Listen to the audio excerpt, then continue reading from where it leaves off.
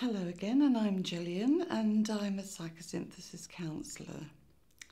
And I guess when I think about the counselling that I've done with clients, the thing that seems to crop up time and time again for me that I've noticed is self-esteem.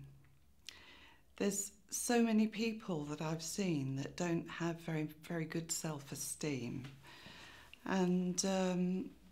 And that can come in all sorts of ways. That can come when somebody comes to see me about depression or anxiety. That can be about work issues, or it can be about childhood issues. I think self-esteem is the most common thing that people have difficulty with. And I guess if I was going to suggest anything at all about self-esteem and about thinking more highly of ourselves, it's that we seem to have spent, or it seems that clients, and I say we because, you know, I guess I've been in that situation before now, that we seem to think that, or we grow up thinking that people have better ideas or are better than us or know more than us. Sometimes it's about not liking conflict, and sometimes it's about basically just people who make us feel that we're worthless.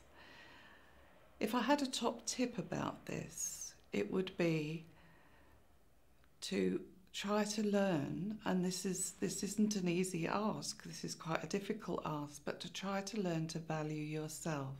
There is no one out there that is better than anybody else, or higher or lower than anybody else. We all are worth something and we all have value.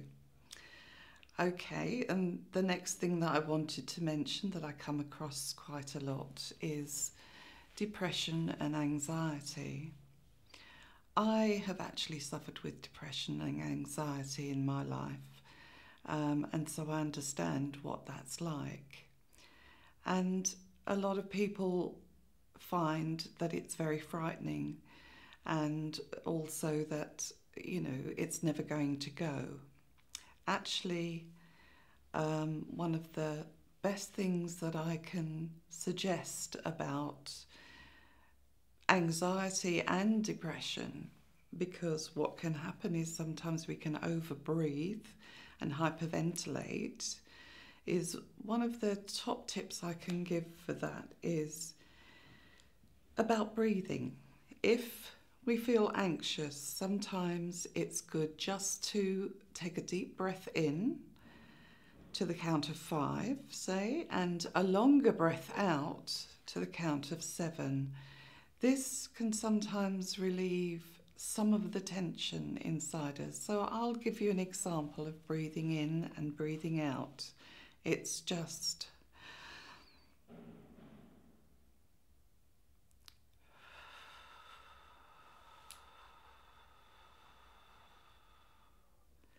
this helps to relax the diaphragm where we hold a lot of tension. So this is something that's very useful when we get anxious and depressed.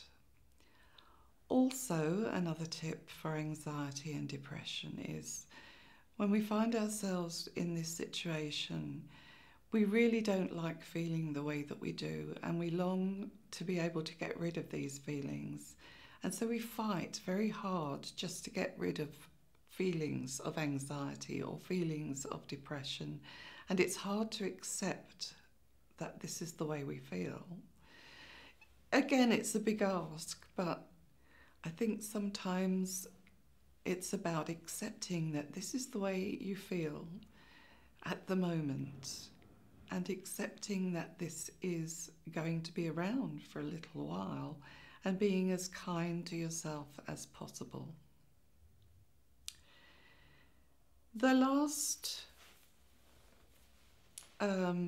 particular subject that I feel comes along quite often when I see clients is relationship problems. The 3 tips that I'd like to mention about relationships are, first of all, communication. Communication is so important. Sometimes relationships, when they start to break down, communication stops, and it's really important to communicate with each other without shouting at each other, but on a reasonable level.